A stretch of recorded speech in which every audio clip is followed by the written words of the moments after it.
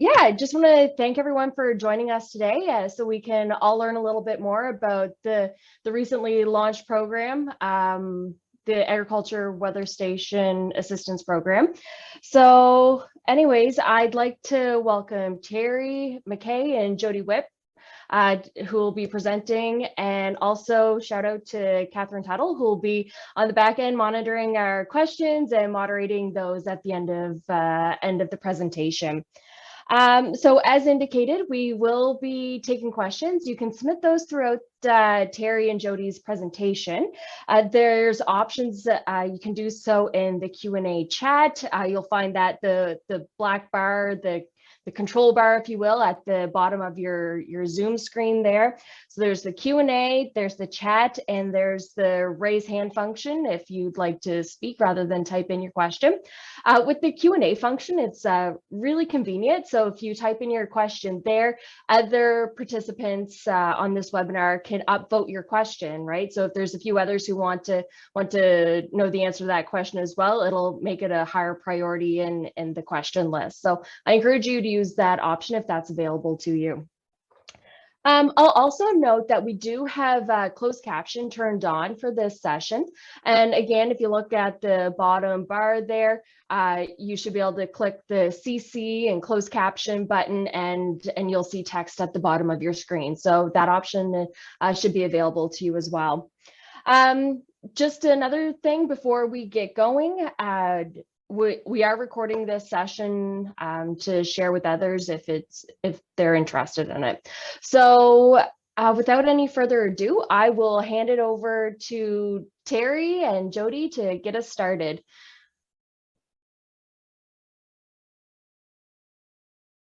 Oh, Terry, you're muted. There we go. Yep. Okay. Now you guys should be able to hear me, and I'm awesome. Just getting my screen shared here. So you can let me know when you see that.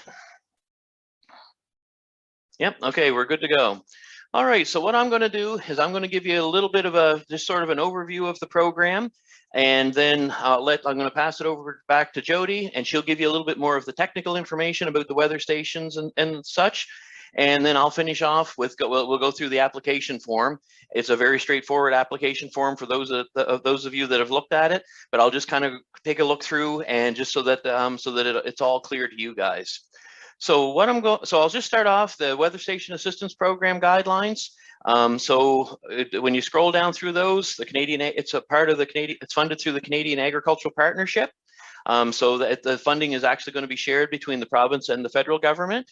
And the objective of this program is to encourage producers to embrace on-farm weather station technology and adopt tools that allow them to fully utilize the data gathered. This will strengthen the industry and empower producers to make the necessary proactive management decisions to mitigate the impacts of climate change and adverse weather conditions. And I mean, for all of you, I mean, as you've taken and you've gone through everything with, like as you're running your businesses, you know, for me, I got a little bit of gray hair floating around, and I mean, like you can see that that climate change is a real thing. And the other thing on top of that, it's not just that there's climate change, but there's a lot of microclimates. Like, you know, we have events that can be affecting somebody in one location and 5 kilometers away. Like that rainfall event may not be affected, or vice versa and stuff. So, you know, what this is just trying to create an opportunity to better monitor these kinds of events and stuff. So as far as eligibility goes, you've got to be currently and properly registered in the correct income category under the Farm Registration Act, and the applicant has to be at least 19 years of age and actively farming in the program year. As far as the financial assistance goes, the weather stations must be purchased from Perennia, and an evaluation metrics with key variables will be used to generate the funding assistance for applicants. And the assistance will range from 30 to 70% of the cost of the weather station based on the evaluation matrix. So basically, when you fill in the application form, we'll have all the data that we need to plug that information into a scoring matrix to take and calculate out whether you're going to be receiving 30% or 70% funding assistance. And as always, like just a standard line, no more than 100% of the non-repayable funding can be received for any eligible project. So for those of you that take a part in the program, you shall prepare and maintain the chosen site for the weather station as required. You'll purchase any hardware replacements as required and allow the weather data to remain open source for use by the farmer, Perennia, and other public interest users for 5 years. The application process, to apply, you'll submit the application, and like I said, I'll go over that here after Jody talks about the weather stations. And that intake is going to be closing on July 31st. We've done it's a very narrow intake, but we're hopeful that we can have all the applications in. We can put everything through the scoring matrix, and we can have things turned around quickly, so that we can, so that progress can be made. The earlier we can get things underway with getting weather stations in the ground and put in place this fall, the better. So that was why we're running off of a fairly short intake. And then from there on, everything's just as a note, the applications will be processed and scored via the evaluation matrix, and farms with the highest scores will be the ones eligible for the funding. So if we did have a lot more applications than we have then we have weather stations to go out. That will be one of the the ones with the highest scores will be the ones that will be eligible. So, and then finally, after everything's after all the your application's been approved, you'll be sent out a letter of agreement that shows the funding level that you'll be eligible for the program. So from there, I'm just going to take and pass it over to you, Jody, and then you can talk about the specifics of the weather stations, or some specifics, I guess. Thanks, Terry. Let me just share my screen here.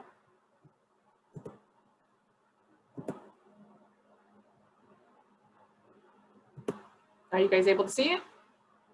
Okay, awesome. So my name is Jody Wipp. I work at Perennia as a strategic business analyst. My own title I'm messing up on. So there's my email and my contact phone number if anybody would like to reach out to me and they have questions after the fact. So just as an overview, this is more of like a weather station package rather than just a weather station out of the box. A lot of time has been spent with our specialists and different people and groups around the province to determine we want to meet the needs of the producers in the province. So we've come up with a package, and the package will include the following: siting and installation of your weather station, and that will be done in cooperation with you. As you know, you will have, your land the best, and we have specialists that will be working on site to make sure that there's a line of sight and a good cellular connection. It will include a base weather station, which will collect information like air temperature, relative humidity, rainfall, wind direction and speed. And then we will also have some in-field sensors that you will be able to choose an option for. And there's a number of them: soil moisture, soil temperature, solar radiation, leaf wetness. So there is an option depending on the needs that you have, because every grower might have different needs of the type of sensor that they want. So we left it open as an option for you to choose. And we will also have the specialist available to you if you need some advice on the best choice of sensor that you might need in your field. The weather station cellular data plan will be for 5 years, and an online account access for 5 years. And that will be, you can access by your laptop or desktop or your phone or tablet. We've made sure that it will be easy to access for everyone, no matter what kind of system that you use. And we will also have ongoing communications with Perennia specialists to assist you with the weather data uses and interpretation, because you might open up the app and it offers some interpretation of a particular type of data, and you might just need some assistance in understanding what it all means, because it might be in a different format you're not familiar with. So we will have staff available to help you through it. And the total cost of the package will not exceed $7,000.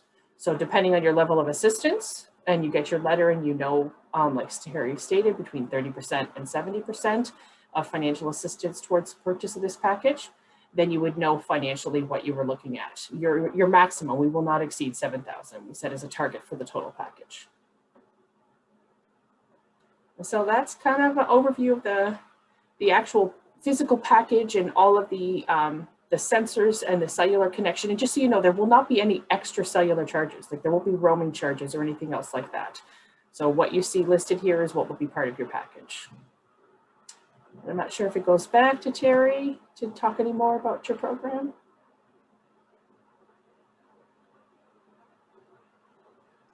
All right, I got myself on mute. So what I can do now is I'll just take and I'll go through the application form and just kind of explain, you know, sort of like try and explain what all's involved in that. And like I say, and the feedback we've received so far was fair. It was a fairly straightforward application, and that was the intention, because we just have the specific information that we're looking for, and then we will go from there. So anyway, everything as far as eligibility requirements checklist, you know, did you submit the program funding registration form? And for those of you that have already applied to our programs, that's just the one that kind of gives the like your mailing address and a lot of that general information that we just keep on record and stuff. So if you've already been applying to our programs, unless there's any changes, you won't have to update that. And like I said earlier, properly registered farm and at least 19 years of age. That's the those are the two requirements. So some internal information. Basically, we want your business farm name, your personal name, your phone number, and your email. And also, we'd like you to tick the box if you're interested in receiving electronic correspondence. So, you know, like if you tick that box, all the correspondence that we have with you will be via email. And if you don't check that, then everything will be coming to you through Canada Post. So anyway, we leave that to you guys to decide which ones it works best for you. We're looking for some details on your operation. So when we're looking for arable acres, I mean, obviously arable are the ones that you're actually farming, and then the arable acres rented and leased, so that we know the total arable acres that you're farming.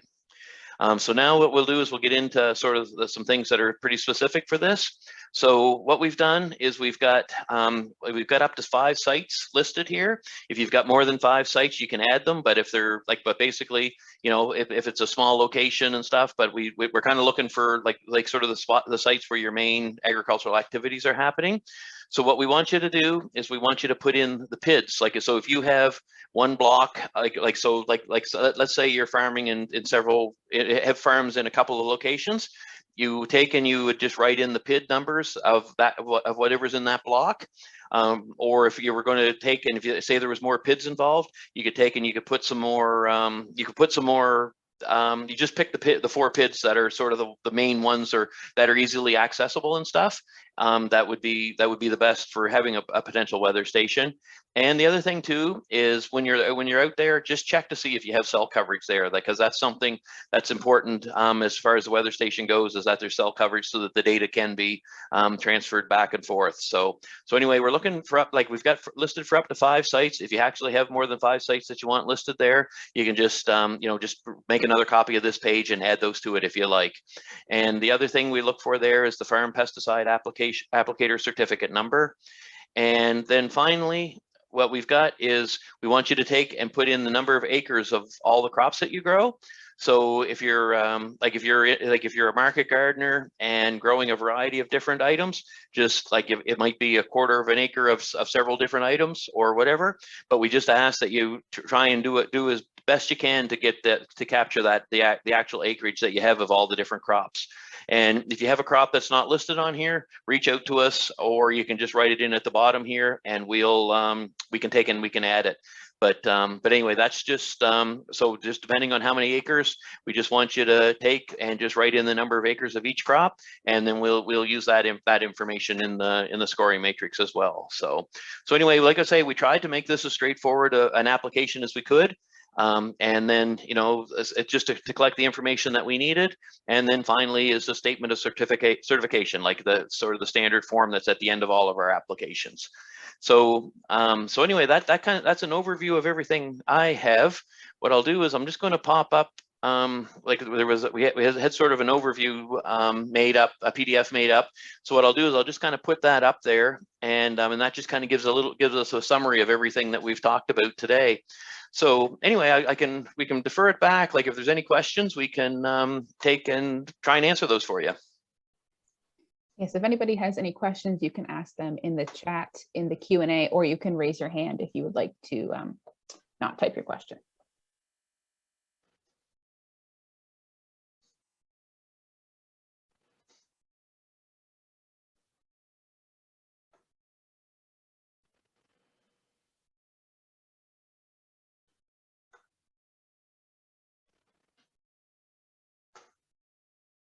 Yeah, and I can just make the comment too, like if you have any questions, you can feel free to reach out to any of our regional offices across the province as well.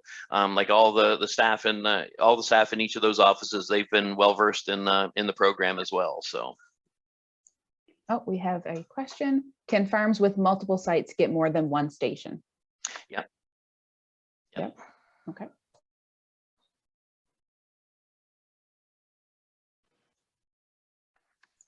What kind of response have you guys had so far? You know what? I should have checked on that before I got on the call here. I had a few technical problems before I got on, but as of last Thursday, which was the last, I would have updated the count. We had 8 applications in at that point, which is, you know, that like for for a program to open, that's actually quite a few applications to come in that quick. Like usually we'll see, 90% of the applications will come in on the last day. But anyway, there's been a lot of questions, and there's definitely a lot of interest in the program.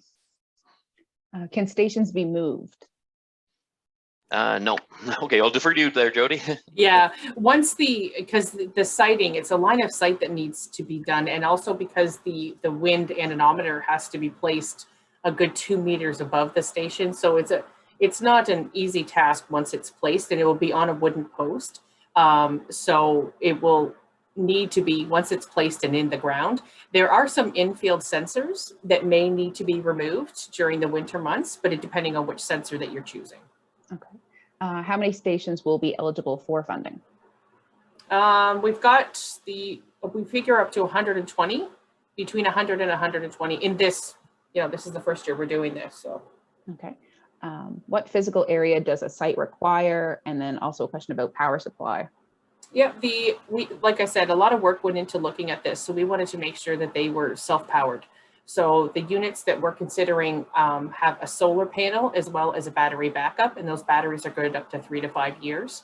And so the other question you had about the land, if you could imagine a wooden post in the ground with a couple pieces of equipment on it. So its actual footprint on the ground is not very large. And so that's why we have the specialists are going to work with each of the people that are choosing to purchase. It is going to be a one-on-one to, first of all, consider all the technical specifications that are needed to gather the data, and then working with you, where's the best spot on your land. We don't want it to be a burden. We don't want it to be in your way. We don't want it to be in an area that might get a lot of debris on it, because if you get a lot of debris, then you could have some issues with the connectivity. So there'll be that whole discussion that happens when you purchase. All right. Does anybody else have any other questions? Oh. What is the estimated cost of each unit? Yeah, so it's a package, right? So as a package, we will not exceed $7,000. Will the weather data be accessible or shared by all producers, or just those in the program? Again, if you kind of look at a lot of open data, there's a lot of open weather out there. So there's a really good one, at capebretonweather.ca.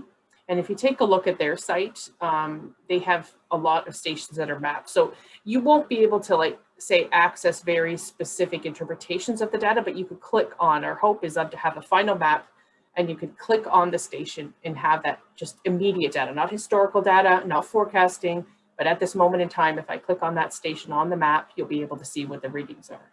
Okay. That's our goal. So this next question is sort of related then. Will Perennia be using the bulk data to make general recommendations, i.e. when to spray? Yes, that's just another data source for them to use. Yes, all our specialists, that's the whole point of all of this, right? Is that to have an even larger data set in order to make recommendations, to use different tools or models that might be available. There's different research that's going to go on with all of this as well. So that, yes, it's just even more data for them. Okay.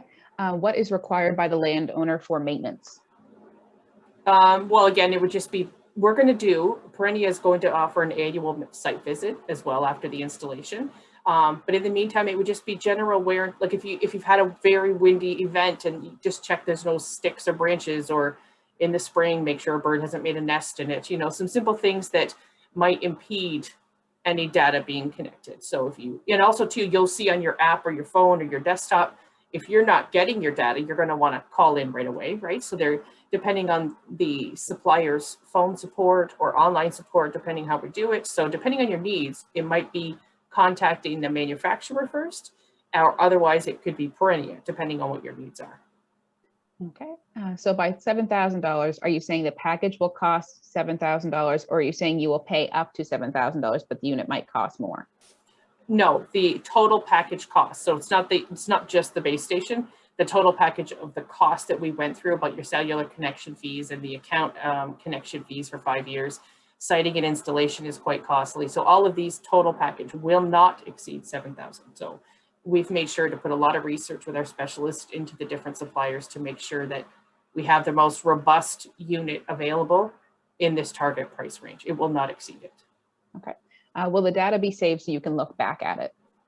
Yeah, we're working on the historical data piece. That's actually some of the suppliers we've looked into offer kind of a different level of account service where you could actually maintain your historical data for your station. So it's and it's something we think is very important to keep. So we are working to make sure that we will have that, as well as possibly some forecasting, but we'll have to just look into what the final is for the account. Yeah. Yeah, and I'm just going to clarify there, like just back to that $7,000 cost. So everybody, like sort of what your out-of-pocket cost for the farmer will be either $2,100, anywhere from $2,100 to $4,900. So if you get 30%, if you get 30% assistance, 30% of $7,000 is $2,100. So your out-of-pocket cost will be $4,900. If you were to receive 70% assistance, it's just the exact opposite. Like your assistance would be $4,900, and your out-of-pocket would be $2,100. So just to clarify that. Thanks, Terry. Does the system have a predictability function incorporated into it? So like predicting frost or? Oh yeah, like you mean like a forecasting. It is something we're taking into consideration, and we're going to work with the suppliers because they do offer different models, but we're going to have the specialists take a look at it to check the validity of the forecasting that's on it. But our specialists still will provide, that's what we're hoping to do, is to have them provide alerts and things like that as well. But we want to make sure that we don't just buy into a package because somebody says they offer the predictions, but is it valid for Nova Scotia? So we're looking into it. What does the matrix prioritize? So this would be a Terry question. Yeah, it's just basically, it doesn't really prioritize anything. It's just it just takes all the information and scores it, and just comes up with the score. Like that's the thing. Like it's not like heavy for this and heavy for that. It's just a series of items that are deemed appropriate to selecting a site and going from there. So. All right, and then another question for you, Terry, I would assume. What's the rationale for the range of assistance from 30 to 70%? Well, just basically to prioritize and stuff, because we recognize that there's that there's sites that are that it's more important to have than others and stuff. So it's just a way of just being able to sort out like where the most bang for the buck is, or something along those lines and stuff. So. All right. Does anybody have any more questions while we have Terry and Jody with us?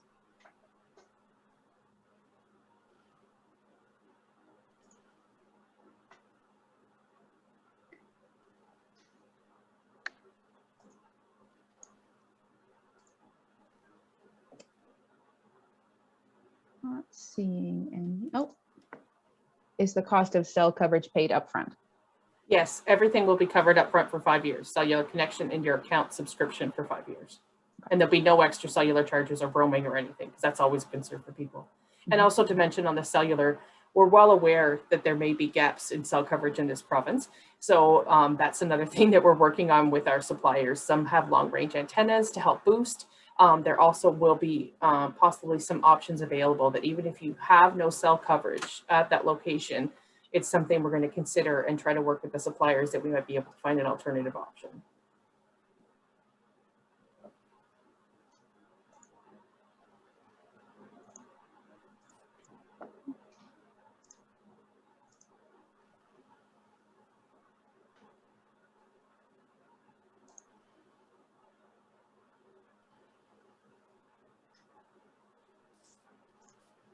What happens at the end of the 5 years?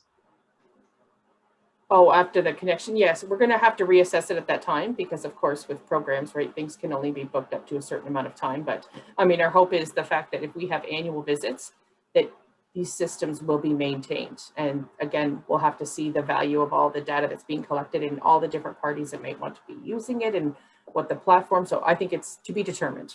I can't answer that, right? And someone has a station now, can it be linked? That's a possibility, yes.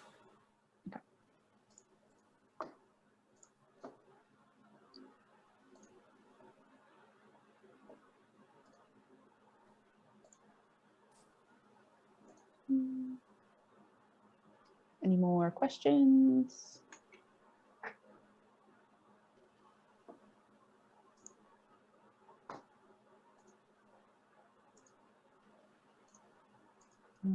I'm not seeing any. So No. Maxine, if you just want to Yeah. wrap her up. Thanks for moderating those questions there, Catherine, and thanks for the insights and the information, Terry and Jody. Yeah, so this webinar has been recorded, and there is more information on the Perennia website, perennia.ca/weatherstations, and you can go there to find out more details. And as you'll see on your screen there, contact information for the regional offices, and they can support you as well. So thank you to everyone for joining the webinar today, and yeah, we believe it was very useful. I know I learned a lot. So thank you very much, Jody and Terry, and I hope everyone has a great day. Take care. Okay, thank you, everybody. Thank you, everybody. Have a good day.